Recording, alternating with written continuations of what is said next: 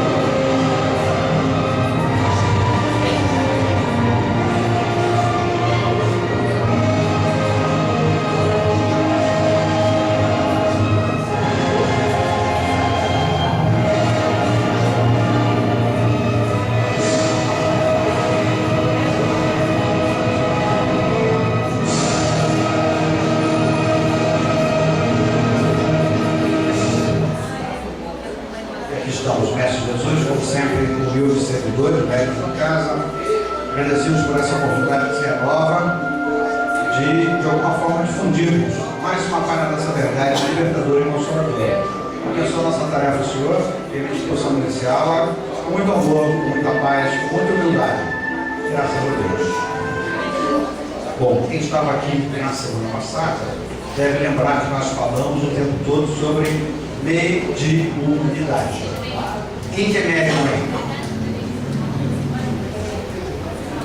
Você não tem braço, você não sabe o que é mediunidade. Todos nós somos médiums. Todos nós, de alguma forma, temos uma capacidade de sentir vibrações do plano espiritual. Quando a gente fala vibrações do plano espiritual, a gente aponta para cima, né? Mas pode apontar para baixo também. Tem vários níveis de plano espiritual. Nós temos regiões subterrenas, irmãozinhos menos evoluídos ainda que nós. São aqueles irmãozinhos que estão presos no plano inferior, sendo purificados nos poços de mercúrio, de cobre, de ferro. Aqueles irmãozinhos que estão no que André Luiz chama de segunda morte. Quem escutou falar disso? Segunda morte? Escutou? Não? O espírito solta do corpo, o corpo não tem mais atividade, morreu, né? Começa em degradação, voltando aos elementos básicos que o constituíram, né? E o espírito fica livre. Só que ele é tão pesadinho que, em vez da atmosfera levar ele para cima, para as colônias espirituais, ele fica zanzando por aí. E como ele é mais pesado que o ar, e ele é menos denso que a terra, o que acontece com ele? Ele vai adentrando terra adentro. Já escutou falar nisso? Pois é.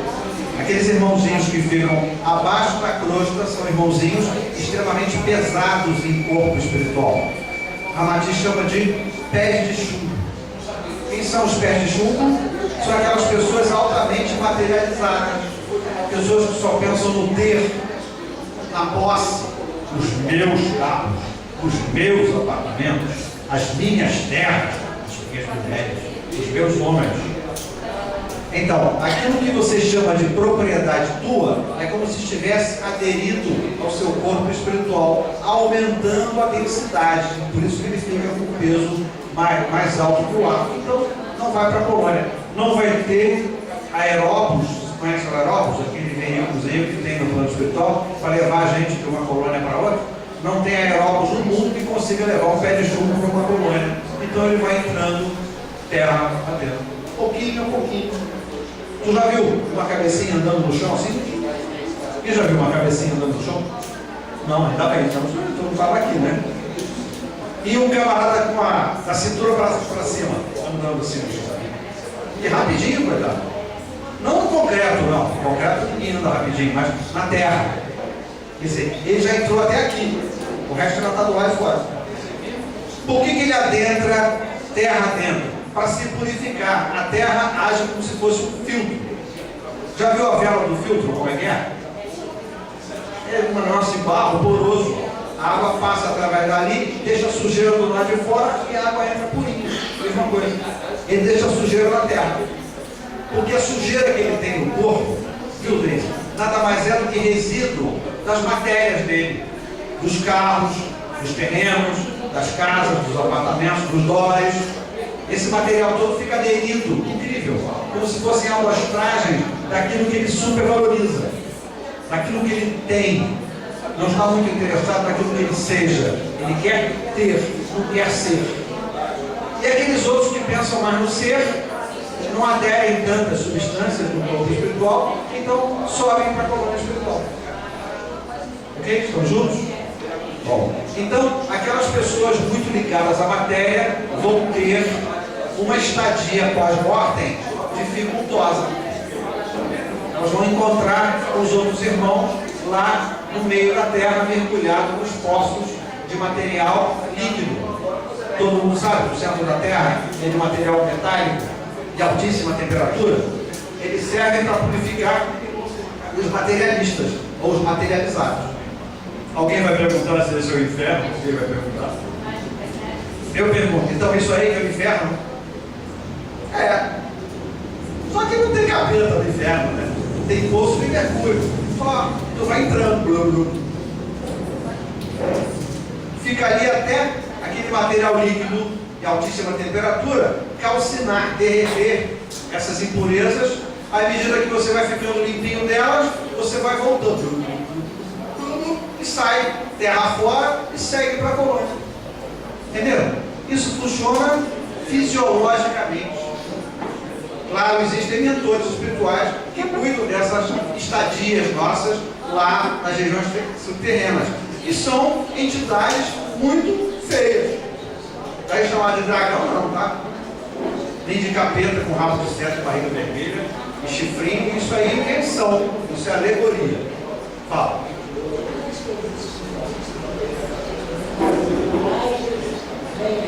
Ah, sim, tem um livro de André Luiz, que eu acho que você leu, um livro terrível, chamado, não, no filme você não viu isso, no filme você viu no umbral. O umbral é na colônia, é a antessada de cada colônia. Antes de você entrar em cada colônia, você passa por uma lamazinha ácida para purificar.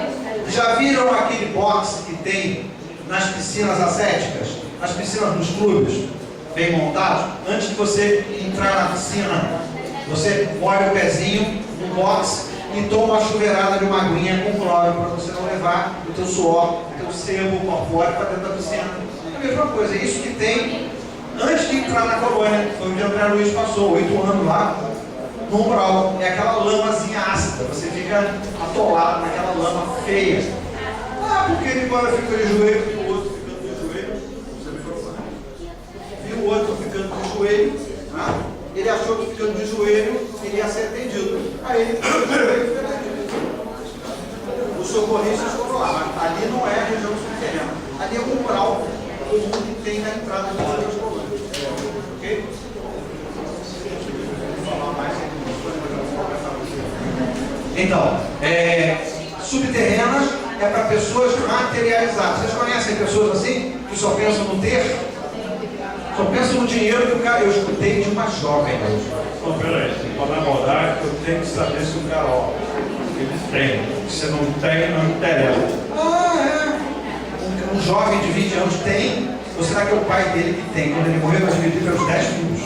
E os outros que ele nem sabe que tem, vão entrar no rateio. Calma, procura encontrar no cara o ser e não o ter. Porque se ele tem um ser de boa qualidade, ele vai aprender a ter e você vai ajudá-lo a adquirir. Então é importante você valorizar o ser. Começa por você, né? Quem você é. Não é tão importante o que você tem. Estamos juntos? Vamos então. Mediunidade significa a nossa capacidade de entrar em contato com essas pessoinhas do plano espiritual. Para que mesmo, hein?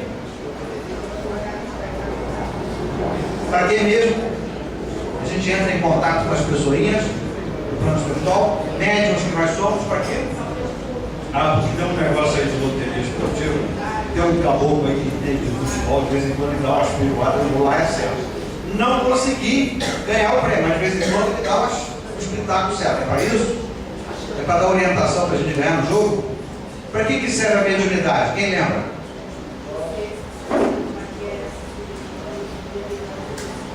Você, minha última estrela. Fala. Para que serve a mediunidade?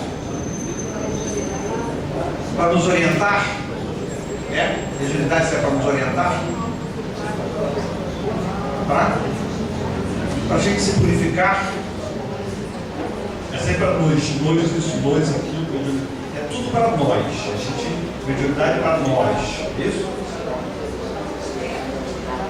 A gente tendo, a gente dá para os outros. Puxa vida, pensamento legal.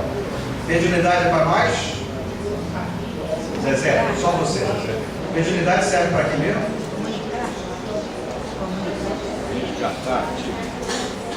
Para a gente se purificar de alguma forma. Mas o que a gente fala?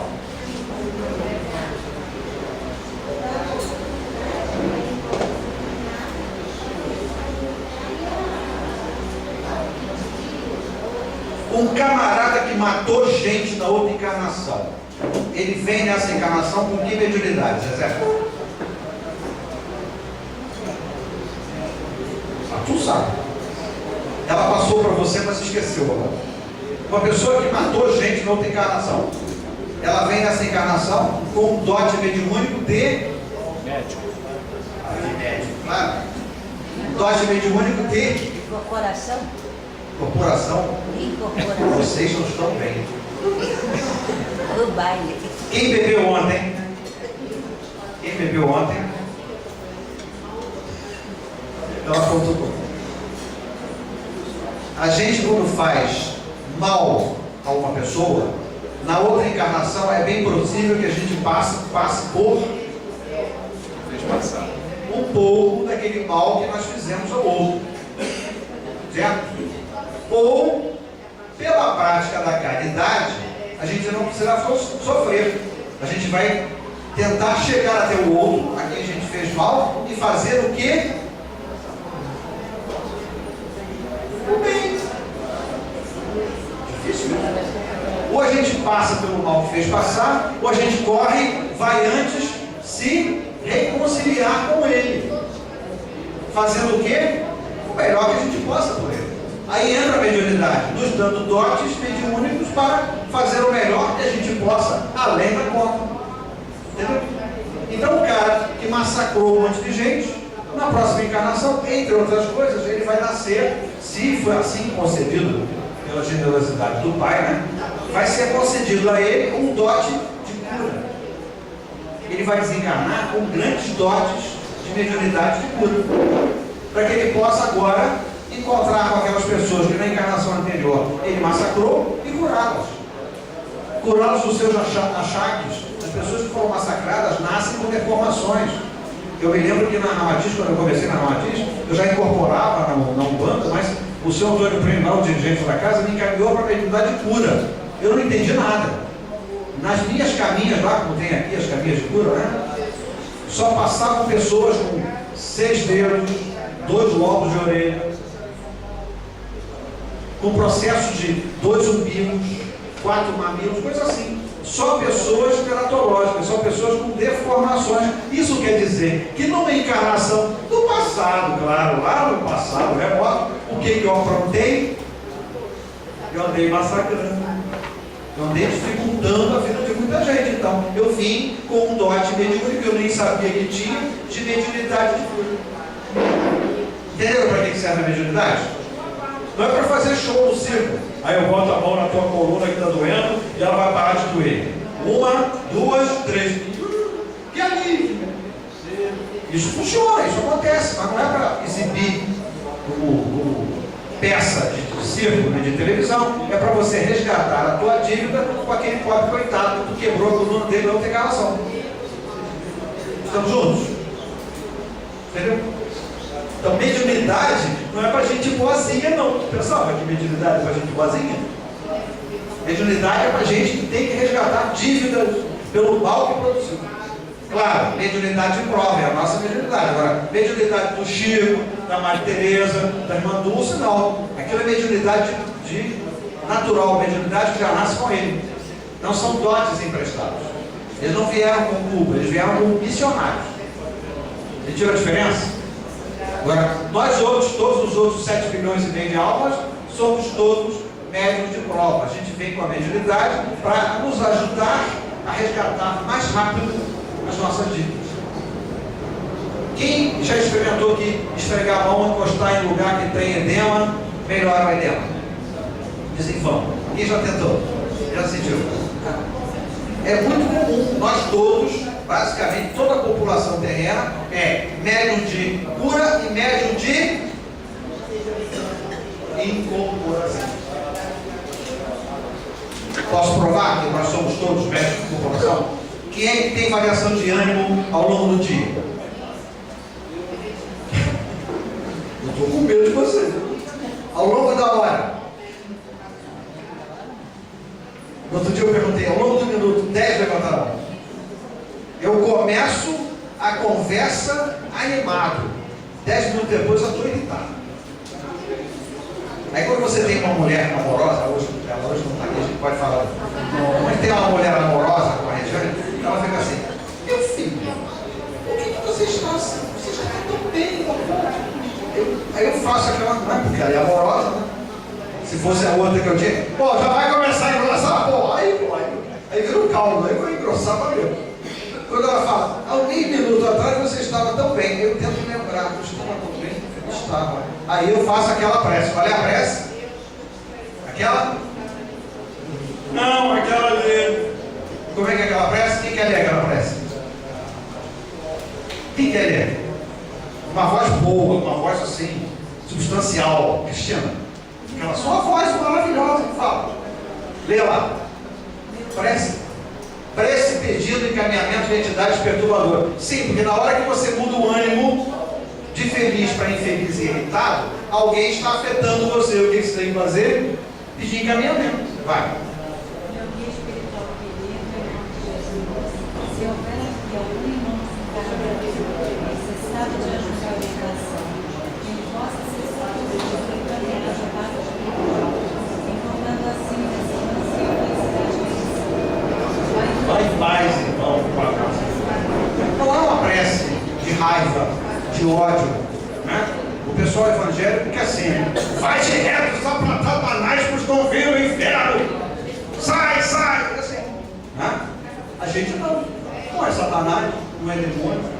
ele tem alguma afinidade conosco. Se ele está do nosso lado, conseguindo nos afetar, mudando o nosso ânimo, é porque aí tem uma ligação, tem uma sensibilidade, tem uma sintonia com ele. Então a gente pede que ele seja encaminhado para o plano espiritual. Agora, por que tem que pedir esse guia espiritual, que não faz outra coisa senão ficar do nosso lado, nos orientando, tem que pedir para ele encaminhar a entidade que está nos perturbando? Por que tem que pedir, Paulo? Se ele é nosso amigo, ele sabe que a entidade está nos perturbando. O que você acha? Fala sério. Não? Tá bom, valeu pelo sorriso. Tem certeza que você sabe. Por que tem que pedir a ele para encaminhar aquela entidade? Se ele sabe que aquela entidade está nos perturbando, está dificultando a nossa relação familiar, profissional, ou seja, por que tem que pedir para ele?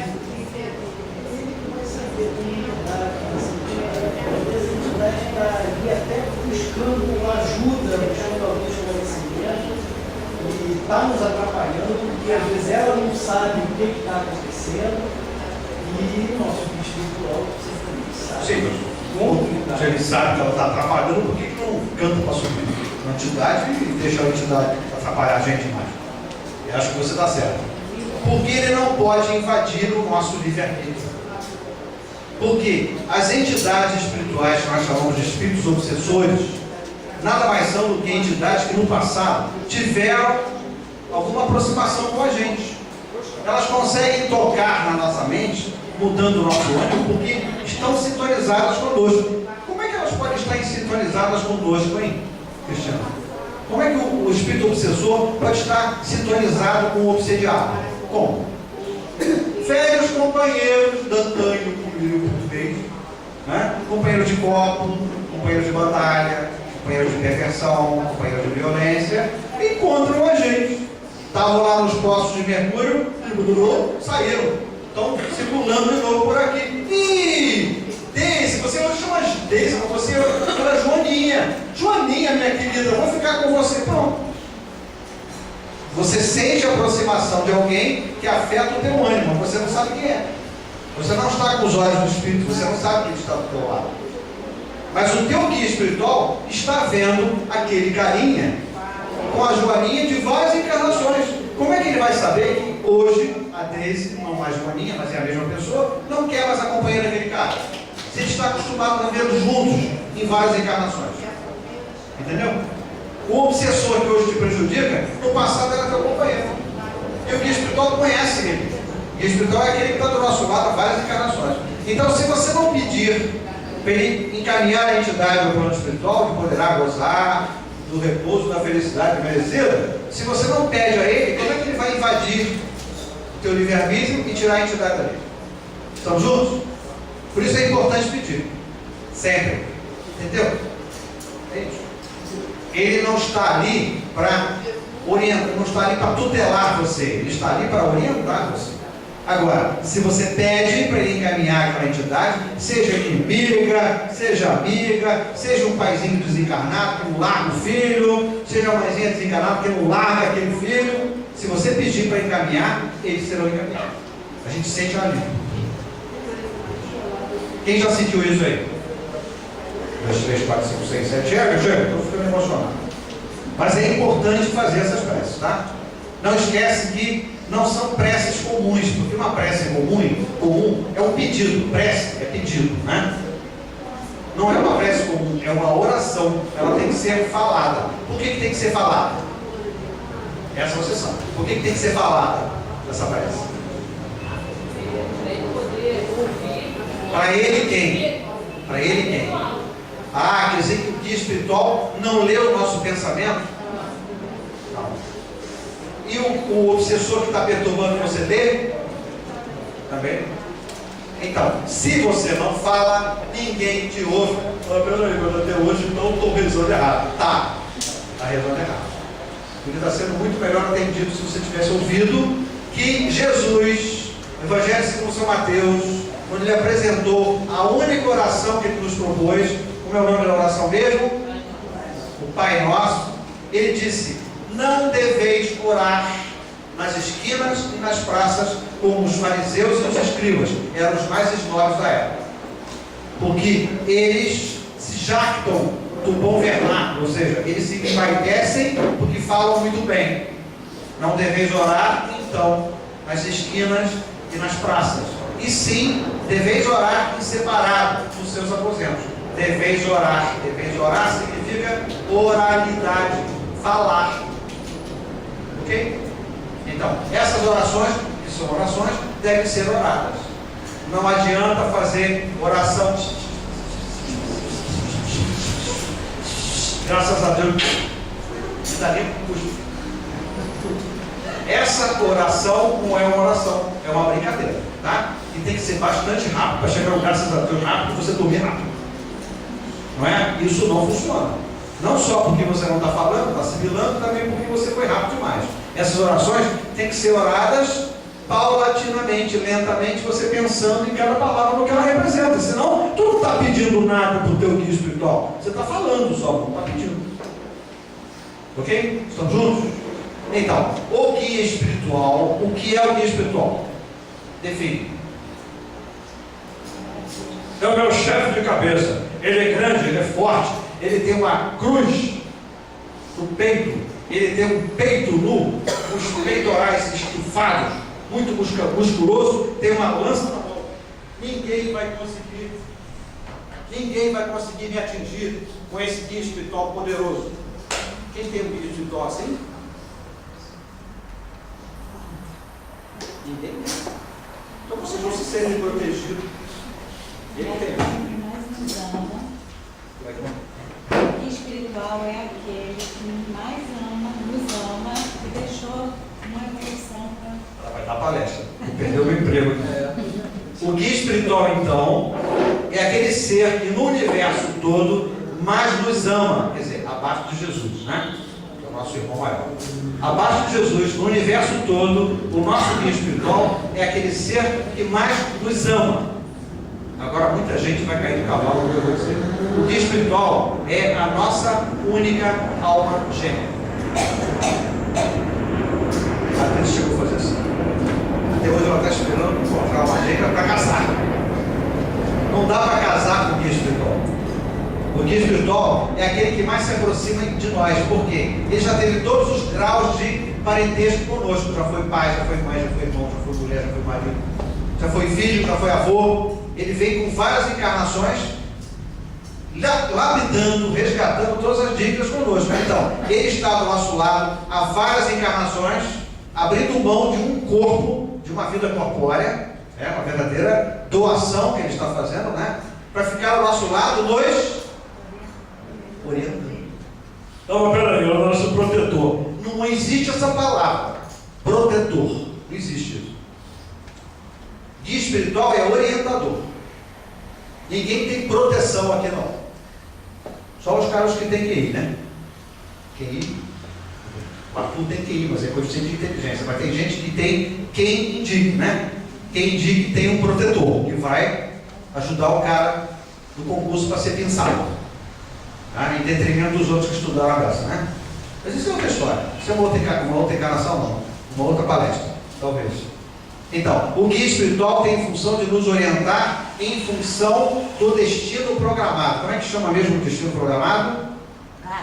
Karma. Então, ele sabe o nosso karma. Alguém sabe o nosso karma aí? Vocês sabem o karma de vocês? O que você veio fazer nesse mundo, além de jogar bola, tomar sorvete e pegar todas? Além disso, o que você veio fazer? Alguém sabe o que veio fazer? Ele sabe. Ele está do nosso lado, entre outras coisas, para nos lembrar o caminho, ou os caminhos que foram programados. Estamos juntos? O guia espiritual é o único que lembra do nosso karma. Então ele fica assim: Silvio, está trabalhando demais, cara. Tem que sair com aquela mulher merece um pouco mais de atenção. Pô, peraí, cara, você não veio só para trabalhar, para com isso. Aquela garota também, aquela adolescente, vale o ouro. Pô, uma família linda dessa que só trabalha, para com isso. Ele faz esse tipo de trabalho. Ele fica água mole e pedra dura, tanto bate até que fura. E às vezes ele consegue. Aquela imagem que você tem de manhã, aquela ideia que você tem de manhã, muitas vezes tomando uma ducha, escovando o dente. Puxa vida, que ideia maravilhosa. Como é que eu não pensei nisso antes? Tem os orgulhosos que dizem, pô, eu sou um cara inteligente, hein? pensa que eu fico dormindo, não. A minha cabeça, monumentalmente poderosa, fica idealizando. Olha só, que ideia linda que me veio agora de manhã. Claro, eu fiquei pensando nisso. O guia espiritual fica do lado dando graça, dando gargalhada. Quer dizer, é trabalho de uma noite inteira de água mole e pedra dura do guia espiritual na cabeça dura. Quer dizer, são as ideias que chegam de manhã. Tá? Tem gente sentada no vaso sanitário que tem ideias maravilhosas. Quem é aquele camarada que vivia de língua para falar?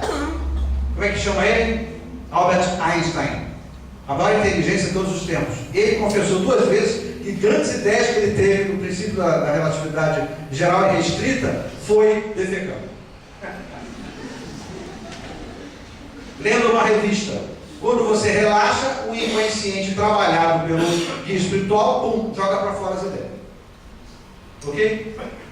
Não é brincadeira, é brincadeira também, mas é para alegar vocês, mas é verdade, isso aconteceu. Tá? Ele era muito engraçado, ele era muito brincalhão, mas ele falava coisas certas, né? Justamente dando exemplo. Veja só, perguntaram para ele, professor Einstein, o senhor não come carne, por quê? Ele falou assim, não, porque os animais são meus amigos, eu não costumo comer os meus amigos. Maravilha, né? Poderosíssimo, né? Simples, fantasticamente simplório e realista. Tudo que ele sentia, que ele pensava, ele falava. Estamos juntos? Então, mediunidade serve para que a gente, com os nossos dotes mediúnicos emprestados, fazendo bom uso deles, a gente faça muito mais caridades. Quem é que fez uma caridade hoje? Quem fez caridades hoje? Eu estou fazendo 25 caridades hoje, botando isso tudo na cabeça de todo mundo aí. Mas a única forma de você fazer caridade no plural não é entrar no orfanato e distribuir mariola para todo mundo, esse aqui está todo mundo de barriga. É você difundir a verdade e praticar a tarefa de caridade através da mediunidade. Porque com a tarefa mediúnica, você não faz só uma caridade, você faz várias. Quer dizer, nós temos 15 médiuns lá atrás que fizeram 30 vezes 6 vezes 3, 180 atendimentos lá atrás. É mais ou menos 6 entidades que são atendidas em cada vez que vocês vêm, vezes 30 pessoas, 180 caridades lá, mais 30 caridades aqui. Então, a única forma de você fazer caridade no plural é através da mediunidade. Na casa espírita, com a hora certa, com o dia certo. Quem quer desenvolver mediunidade aí? Ele anota os nomes, CPF e identidade. Quem mais? Ninguém mais? Você não, né? Você não está preparada para isso. Não, eu estou vendo.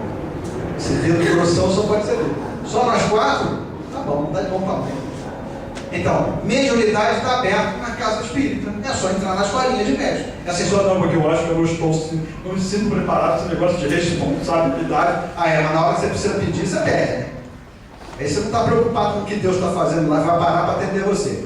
Ele não tem outras responsabilidades, só que atender, não é bem assim. Tá? A mediunidade é o ato de dar. A gente sabe que para receber é importante dar, né? A lei não é essa? É dando que você recebe. Então, mediunidade é feita para isso. Ah, mas peraí, mas eu sou da linha de candomblé. Não, tá bom. Escolhe a tua linha. Mas procura desenvolver. Se você sente que já tem dotes em você desenvolvidos ou pré-desenvolvidos, quem já sente dotes pré-desenvolvidos aí? Você também. O jovem já nasce mediúnico.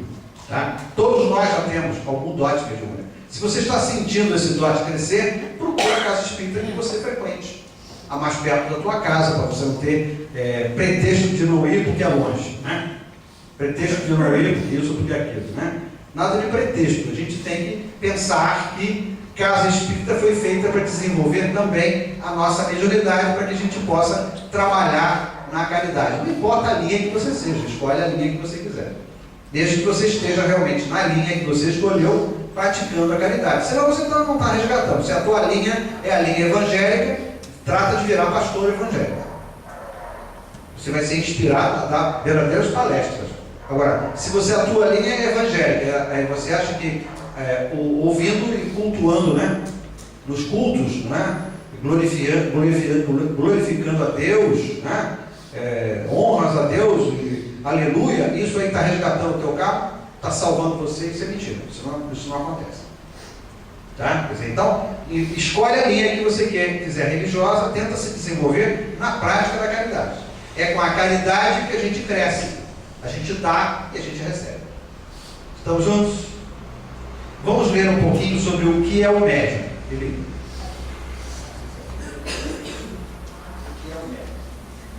O que é o médium? Livro Mediunismo, Ramatiz. Quem são os médiuns? Páginas 207 e 208. Os médiuns, em geral, são criaturas portadoras de grandes débitos. Em vidas passadas, abusavam do poder e da influência magnética. Repete essa aí. Os médiuns. Os médiuns, em geral, são criaturas portadoras de grandes débitos. E as médias também, né? Em vidas passadas, abusaram do poder e da influência magnética sobre os encarnados, servindo-se de sua inteligência avançada para concretizar empreendimentos mercenários, quase sempre de absoluto interesse pessoal. Muitos fugiram aos compromissos assumidos para com o povo ou caíram nos abismos da vaidade, do orgulho ou da vingança impiedosa. Mas apesar da correção com que se distingue no desempenho de sua tarefa mediúnica, não é difícil identificar-lhes os resquícios prejudiciais do passado e a exagerada tendência que ainda manifestam no trato com o próximo. Há médiuns que se irritam facilmente quando são contrariados, buscam as primeiras posições, exigem o comando dos trabalhos espíritas e estimam profundamente o prestígio pessoal no ambiente de que participam.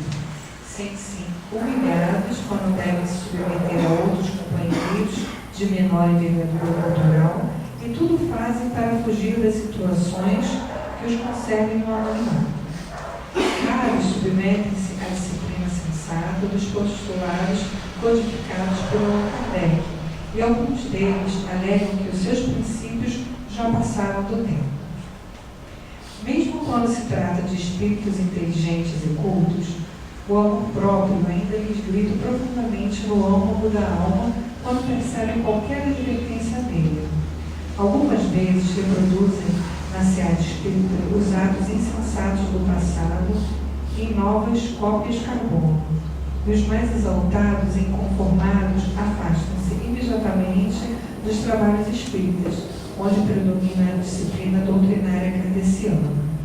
Mais tarde, por espírito de desforra ou de rebelde personalismo, eles preferem cultivar exotismos mediúnicos à distância dos postulados espíritas já consagrados por um século de experimentação. Os mais abespinhados e soberbos rompem as algemas disciplinadoras de experimentação. Com isso a gente entende que dirigir casa espírita deve ser uma coisa muito, muito difícil, né? Que a gente dirige o que na casa espírita? O dirigente, eu, pobre coitado. A gente dirige quem?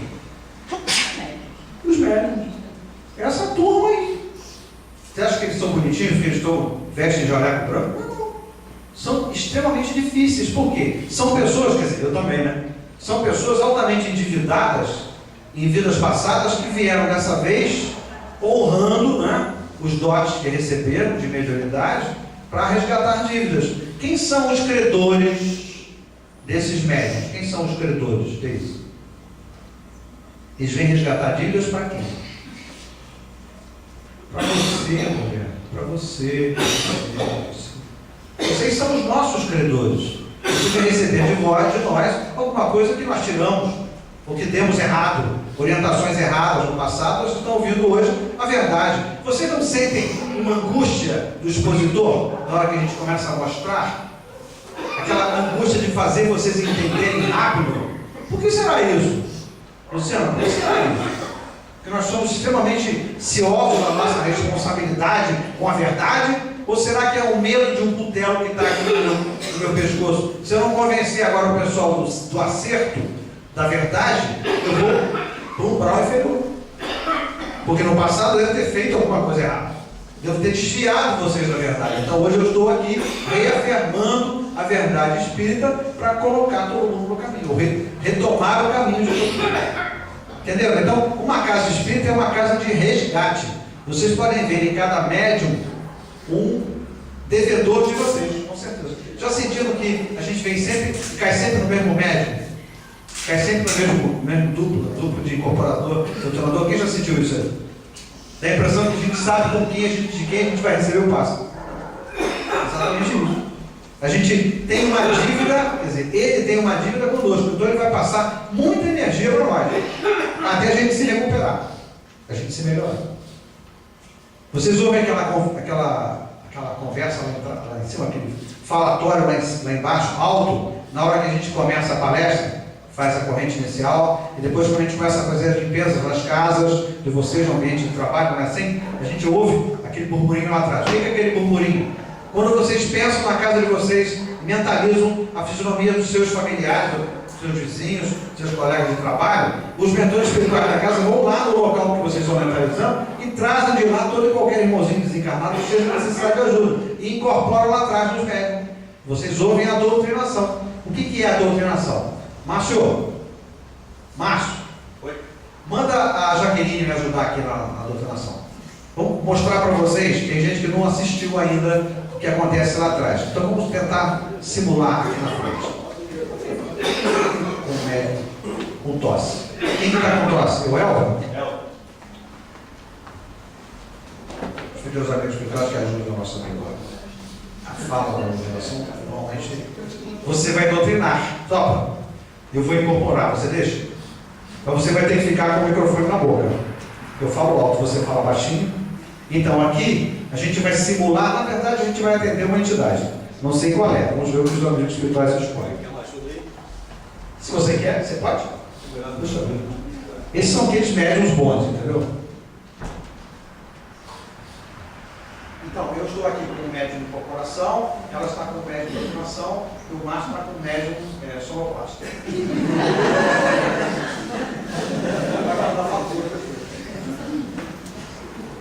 Mas Jesus, por caridade, seja aproximado da entidade mais necessitada. Seja bem-vindo. Você está numa casa de caridade entre amigos e irmãos. Você pode me dizer o que fazer ao lado desse irmão? Não vejo amigos, só vejo um inimigo, grande inimigo, que me massacrou no passado. Não entendi porque ele está aqui sendo tratado como bonzinho. De bonzinho não tem nada, vocês estão enganados com ele. Bom, eu sei que você está em sofrimento, querendo vingança. Os seus outros Agora eu não estou mais sofrendo, sofri com ele no passado. Eu estou me vingando. Eu chego até a me sentir feliz. Irmão, veja por caridade, no passado, onde você foi ao oeste, que fez sofrer o nosso irmão, Não. e hoje você não é vítima. Eu nunca fui ao baixo, sempre sofri nas mãos dele. Irmão, você hoje está aqui nessa casa de caridade, junto com nossos guias espirituais. Isso, filhote. Graças a Deus, irmão. Irmão, Deus é bom, é justo, e faz a gente passar por tudo aquilo que nós fizemos passar. Agora você aqui, você necessita de sofrimento para causar para você. Existe uma colônia espiritual, um local de paz, de caridade, de evolução, uma pessoa brasileira. Mas Jesus, por caridade, mostra nosso irmão na colônia espiritual. Pode ver, irmão. Graças a Deus. Minha família. Se você encaminhar essa colônia, me acompanha no prece. Entendi. Eu tinha esquecido. Peço Jesus, por caridade, que nosso irmão seja encaminhado como vamos estar. Vai em paz, graças a Deus.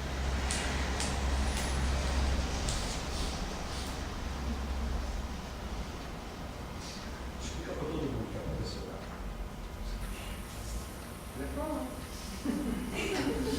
Foi o inimigo de um irmão, né? Estava presente aqui no encaminhado.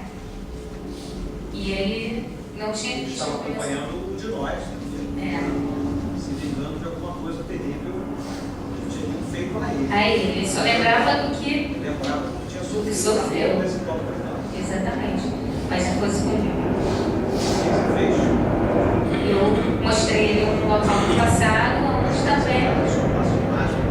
Não, isso aqui é uma tela, Você gera uma tela que está incorporada. neurotoplágico, aonde Aquele leitinho branco que sai do nosso corpo. é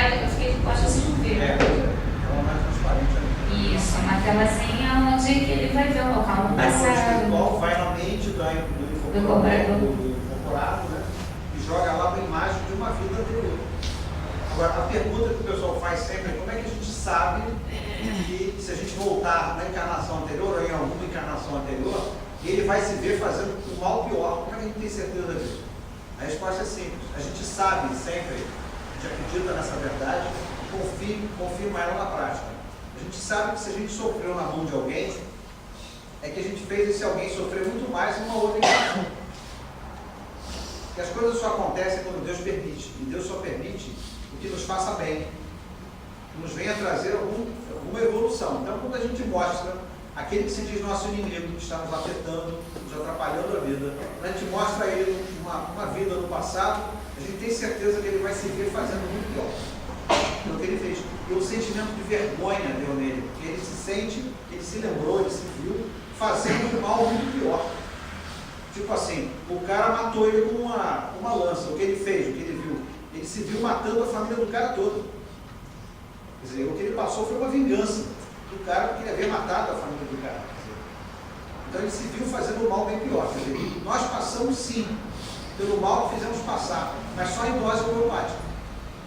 Então é assim que a gente afasta o espírito obsessor do inimigo, mostrando a ele que ele já fez pior.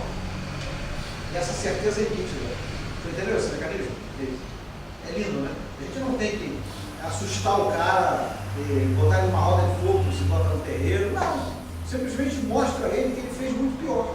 A gente lembra sempre do que a gente sofreu. A gente não lembra de como pisou no dedo do cara. A gente lembra de como pisava no nosso dedo. É sempre assim. A gente é muito magnânimo com a gente. A gente lembra do mal que nós fizeram, mas não lembra do mal que nós fizemos. Por isso que tem que mostrar com a teletécnica. Estamos juntos? Então, esse é o mecanismo da desobsessão. Exige médios de incorporação, médios de ordenação. E as 7 falanges, né, que coletam essas entidades e trazem para cá. Para que vocês saiam daqui cada vez mais leve ao sair. Ok? Estamos juntos? Obrigado. Perguntinhas? Exato. A entidade inimiga tira um pouco de energia da gente. Por isso que a gente tem que trabalhar sentado. Outro dia eu fui fazer essa mesma experiência em pé aqui, eu quase caí no chão. Porque quando ela vai, ela precisa de tônus energético para chegar ao umbral, né? Senão ela não chega lá. Então, retira do médium, normalmente. Perguntinhas. Mediunidade é prazerosa. Mediunidade nos dá alegria. Os médiums são todos joviais, alegres, felizes. Dificilmente a gente vê um médium triste, angustiado. Por quê? A prática de caridade nos dá energias novas. Daqui a pouco eu vou chegar em casa, eu estou trabalhando desde 7 horas da manhã. Atendi 16 pacientes hoje. Incorporei uma pessoa pesada. Eu vou sair daqui muito mais descansado e energizado do que eu estava quando cheguei aqui às 7 da manhã. Quer dizer, é uma troca. Você dá, você recebe. Normalmente a gente recebe mais do que dá. Estamos juntos? Ok. Vamos falar do guia espiritual. Você tem um texto aí.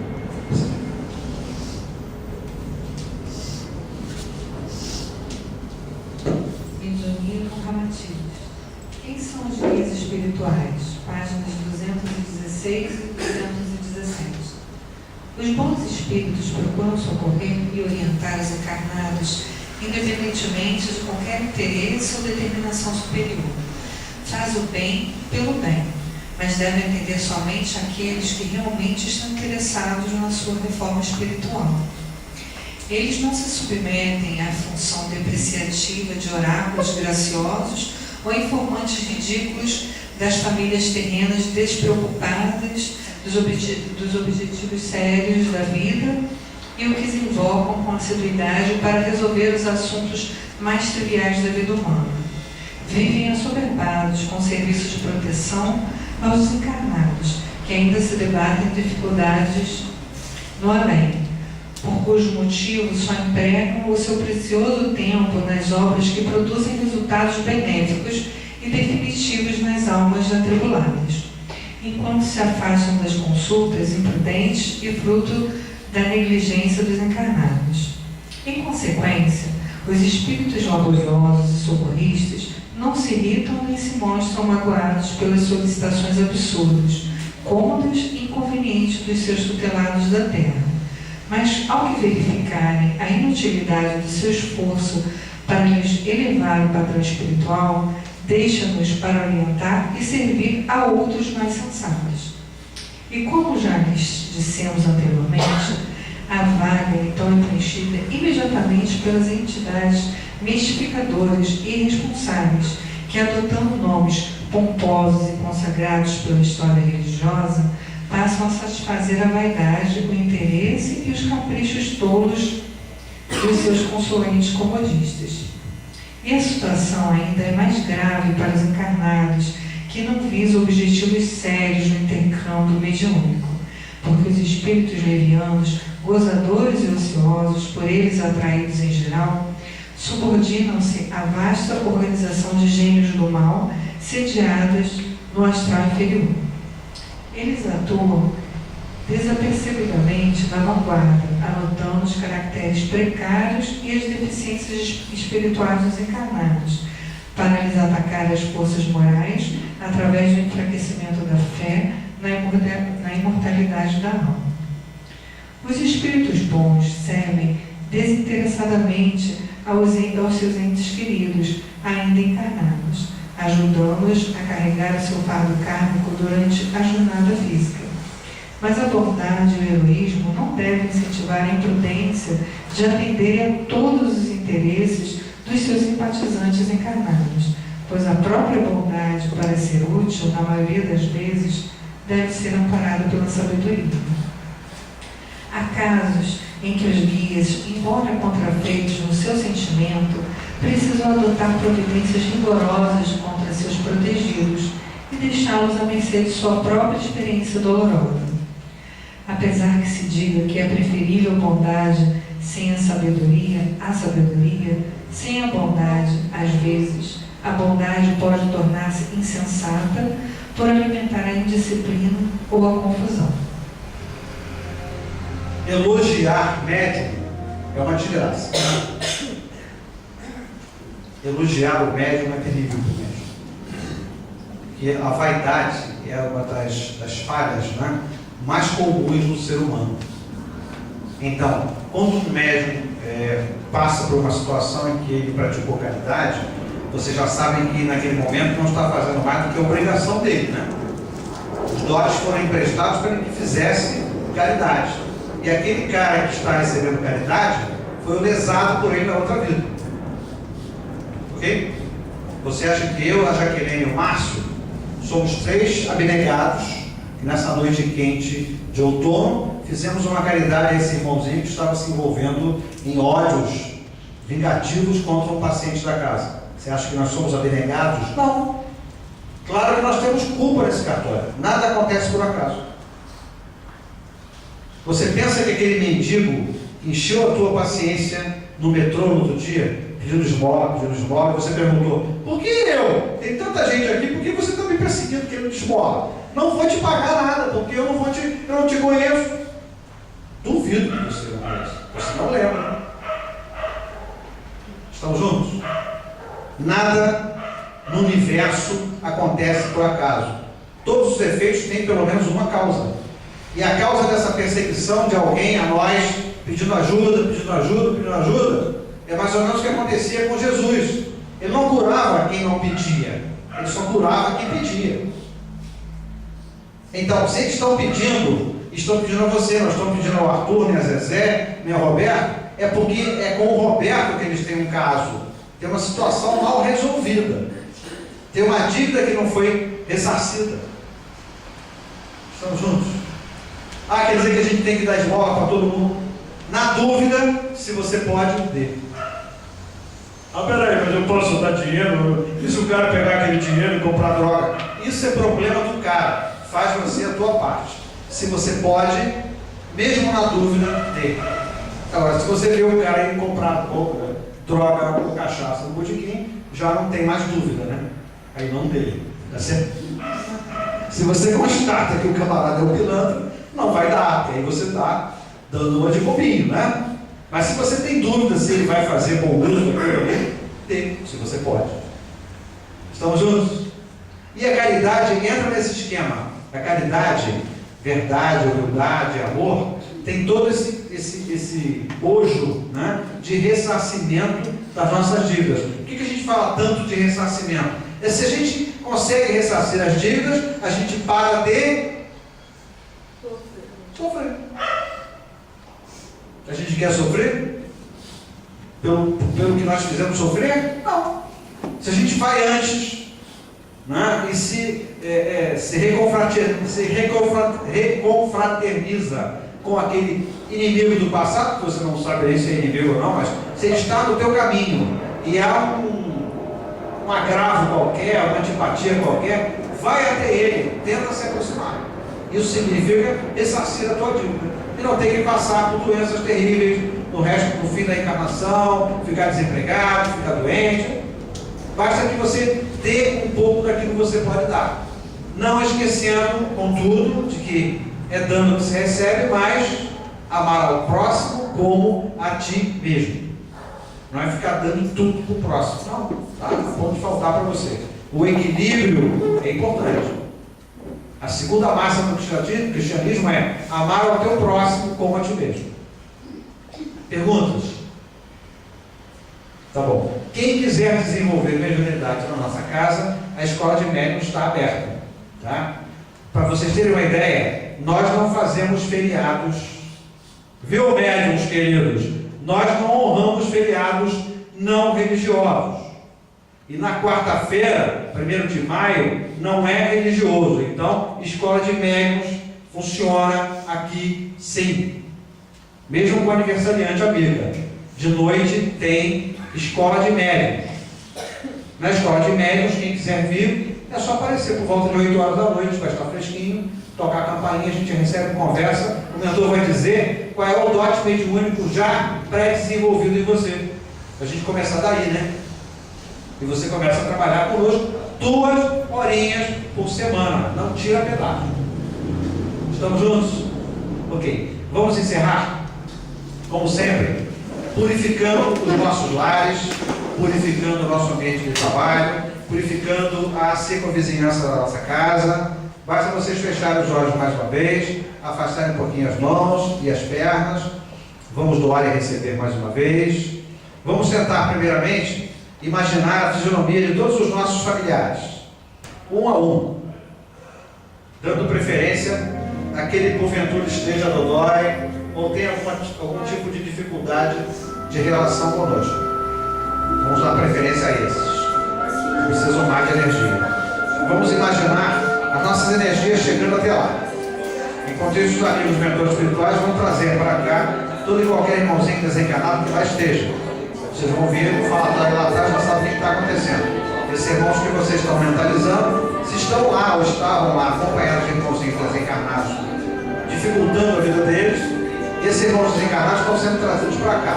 Estão chegando lá atrás, e isso que vocês estão ouvindo lá atrás. Sejam bem-vindos, irmãos queridos. Vocês estão entrando em uma casa de caridade. Vocês possam receber neste momento a orientação necessária ao encaminhamento de todos vocês à pátria espiritual, onde poderão gozar do recurso da felicidade merecidos em contatos com os seus. Vão em paz, irmãos queridos. Respirem profundamente. Vamos agora imaginar as fisionomias dos nossos colegas de trabalho. Uma a uma dessas fisionomias, vamos nos sentir irradiando a nossa luz até eles. Imaginem as suas luzes, as cores que vocês quiserem, mas cores vivas e bastante brilhantes. Amigos do espaço, mais uma vez, possamos trazer do nosso ambiente de trabalho para o ambiente de trabalho todos esses irmãos, irmãozinhos desencarnados que por lá estejam, necessitando de ajuda. Sejam trazidos em nome de Jesus. Sejam bem-vindos, irmãos queridos. Recebam de nós o carinho, o amor, o respeito e a orientação necessária. O encaminhamento de todos vocês ao local adequado, a evolução, o repouso, a felicidade de vocês em contato com os seus. Vão em paz, irmãos queridos, com a graça de Deus. Respirem fundo mais uma vez. Vamos imaginar agora os nossos vizinhos, vizinhos do bairro, vizinhos de apartamento, de casa. Imaginem as fisionomias desses vizinhos, dando preferência àqueles irmãos mais dificultosos na relação com vocês. Abrimos o espaço mais uma vez, imploramos que vocês recebemos esses irmãos desencarnados necessitados de ajuda, que eles sejam envolvidos nesse momento, orientados e encaminhados à paz.